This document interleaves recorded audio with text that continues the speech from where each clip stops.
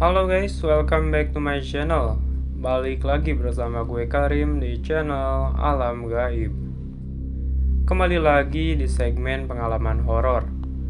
Di video pengalaman horor kali ini, kita akan membawakan sebuah cerita horor dari pendaki gunung yang melakukan pendakian ke gunung yang terkenal dengan aura mistisnya. Ya, gunung tersebut adalah Gunung Lawu. Gunung yang berdiri tepat di perbatasan antara Jawa Tengah dan Jawa Timur.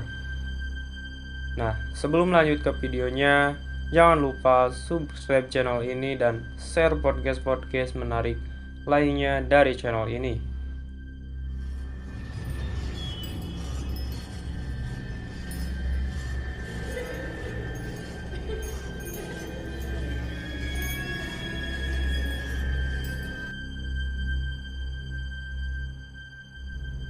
Nah, di cerita kali ini kita akan menceritakan cerita tersebut dengan sudut pandang orang pertama atau saya yang seolah ada di video tersebut.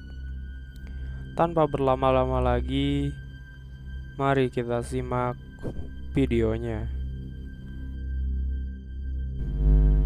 Nah, video ini berjudul Eyang Lawu di Jalur Pendakian Gunung Lawu.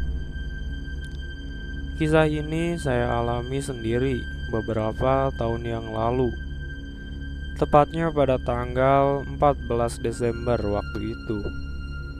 Saya dan dua kawan saya dari Jakarta berangkat naik kereta dari stasiun Pasar Senen ke stasiun Solo Jebres. Kami bertiga berniat mengunjungi gunung yang berada di antara timur dan tengah Pulau Jawa atau Gunung Lawu. Awalnya kami cuma bertiga, tapi di kereta kami bertemu beberapa kawan pendaki lain yang kebetulan juga mau ke Gunung Lawu. Jumlah mereka kurang lebih 5-6 orang. Kami bertiga pun bergabung dengan mereka. Lumayan ada tambahan teman ngobrol. Jam 8 malam akhirnya kami sampai di stasiun Solo Jebres. Setelah istirahat dan berbincang, kami sepakat menyewa mobil yang ada di stasiun Solo Jebres untuk ke base camp Lawu atau base camp Cemoro Sewu namanya. Sesampainya di base camp, kami dan pendaki yang lain langsung istirahat agar bisa recovery dan mengumpulkan cadangan tenaga untuk perjalanan esok harinya. Keesokan harinya sebelum kami mulai trekking, ternyata kawan yang bertemu kami di kereta kemarin menemui kendala.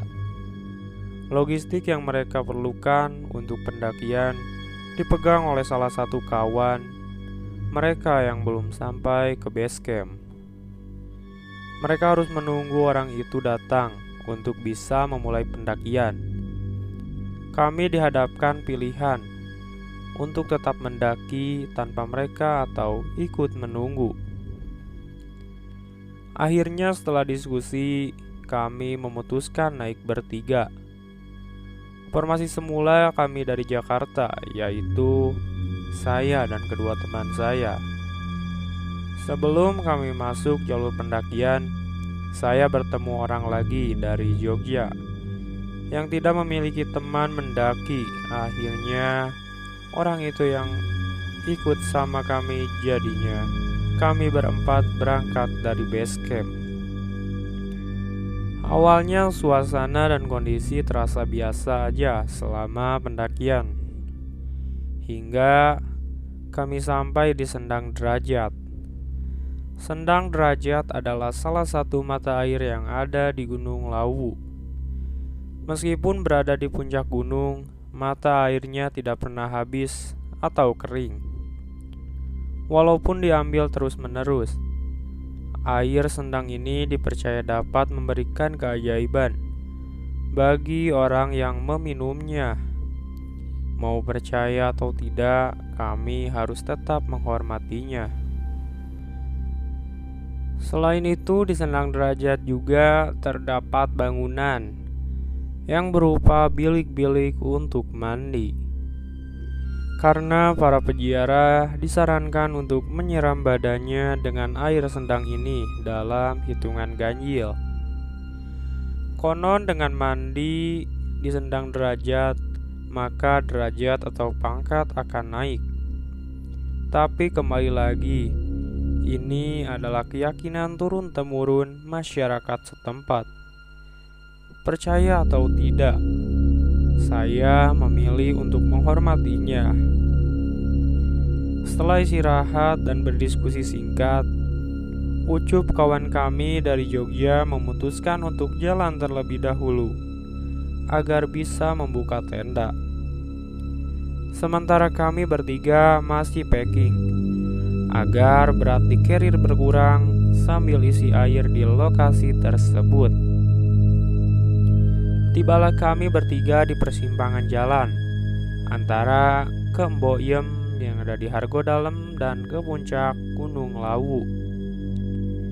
Kami yang seharusnya mengikuti jalan ke kanan untuk sampai ke warung Mboyem, entah kenapa malah memilih jalan naik ke puncak Gunung Lawu.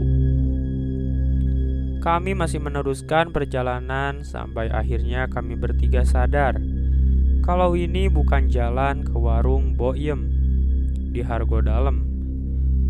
Kami baru menyadarinya ketika kami sudah sampai puncak Gunung Lawu, Hargo Dumilah, di jam yang menunjukkan pukul 5:30 sore, dengan keadaan yang sudah sangat gelap.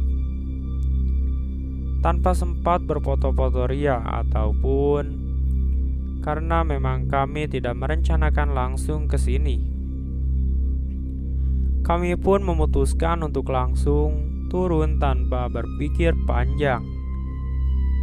Menuruni gunung di malam hari dalam keadaan gelap nyatanya sangat mengerikan. Selama di perjalanan turun, kami bertiga mengalami kejadian yang terjadi di luar nalar. Kami mendengar seseorang, entah laki-laki atau perempuan, seperti sedang mengetuk-ketuk kayu atau sedang membetulkan rumah. Hutan itu terasa ramai, padahal di kiri kanan kami gelap. Tapi suara itu memecahkan keheningan perjalanan kami. Kami terus mengikuti jalan turun sambil mendengar suara itu. Kami sama sekali tidak memiliki senter karena semua senter ada di carrier yang dibawa kawan kami dari Jogja. Sampai akhirnya kami agak turun ke bawah dan menemukan sebuah rumah. Awalnya kami tidak tahu itu rumah apa. Rumah yang terkesan kuno tapi masih sangat terawat dan rapi. Saat kami ingin melewati dan sekedar istirahat di rumah itu, tiba-tiba ada seseorang laki-laki tua yang keluar dan bertanya dengan nada yang sangat halus, "Mau kemana, Mas?" Kemunculannya yang tiba-tiba sontak membuat saya kaget. Tapi setelah saya lihat beliau hanya laki-laki tua biasa, saya pun mengatakan tujuan kami dan kenapa kami berada di sini sekarang. "Saya lagi cari warung Mboyem, Mbah. Soalnya teman saya ada di sana bawa tenda. Kita gak bawa apa-apa," kata saya. Laki-laki tua itu menjawab, "Kalau Mboyem turun lagi, lurus terus ke bawah. Nanti ketemu orang banyak, tapi kalian jangan terlalu malam ya sampainya," nasihat beliau. Saya dan kedua kawan pun berterima kasih atas petunjuk tersebut dan langsung melanjutkan perjalanan. Setelah jalan sekitar 30 menit ke arah yang ditunjukkan pria tua tadi, kami menemukan sesuatu yang aneh. Kami seakan berjalan memutar, karena di hadapan kami menemukan rumah tua itu lagi. Kami tersesat. Kami pun melewati rumah tua itu, namun kali ini kami tidak menemukan laki-laki tua yang tadi. Dengan perasaan campur aduk, kami terus berjalan melewati kabut yang semakin tebal. Tentunya diiringi doa, sampai akhirnya kami bisa bernapas lega. Setelah bertemu beberapa pendaki dan bersama-sama menuju ke warung Mbok Yem. Kami meneruskan perjalanan bersama-sama hingga sampai ke Mbok Yem. Selama di puncak Gunung Lawu, semuanya berjalan dengan normal tanpa hal ganjil apapun. Hingga tibalah saat kami harus turun gunung. Setelah pamit ke Mbok Yem dan beberapa orang yang ada di sana, Mbok Yem berpesan, hati-hati, pikiran jangan kosong ya. Saya belum paham apa maksud Mbok Yem. Saya cuma mengiyakan omongannya dan berlalu pergi. Kami tiba lagi di Sendang Derajat untuk sekedar mengisi perut sebelum perjalanan turun yang panjang. Di sini ada kejadian yang sangat aneh. Satu kawan saya bernama Muk menemukan uang Rp5.000 di tempat orang sana biasa berziarah, persis di samping sumur Sendang Derajat. Kawan saya ini kemudian mengambil uang tersebut dan ingin memberikan ke salah satu anak dari penjaga warung yang ada di Sendang Derajat. Ketika Muk memberikan uang tersebut, seketika anak itu menolak dan dia langsung berbicara memakai bahasa Jawa yang sangat halus. Saya benar-benar lupa apa yang dia katakan. Kami bertiga tidak mengerti bahasa Jawa, tapi saya ingat ada Ucup yang bisa berbahasa Jawa karena dia merupakan orang Jogja. Saya panggil Ucup untuk menerjemahkan, dan ketika anak kecil itu menjelaskan, wajah Ucup seketika langsung berbeda. Akhirnya kami tanya, "Ada apa?" Ucup kemudian menjelaskan, kata anak ini, "Kalau mau uangnya, bilang dulu sama yang ada di dalam sana." Kami tidak tahu itu siapa, karena benar-benar tidak ada siapa-siapa di dalamnya. Kami saling pandang satu sama lain dengan cemas. Muk segera mengembalikan uang tersebut ke lokasinya semula. Setelah itu, kami langsung bergegas meninggalkan Sendang Derajat untuk turun. Anehnya, sebelum kami sampai ke base camp, tiba-tiba hidung saya mengeluarkan darah yang lumayan banyak. Saya mimisan sangat aneh, padahal saya sendiri tidak merasakan apa-apa. Bahkan merasakan pusing pun sama sekali tidak. Saya langsung berhenti dan membersihkan darah itu menggunakan tisu. Beruntung kesadaran saya tidak hilang dan masih bisa melanjutkan perjalanan turun. Sesampainya di base camp, kami sebenarnya ingin langsung cerita pengalaman kami.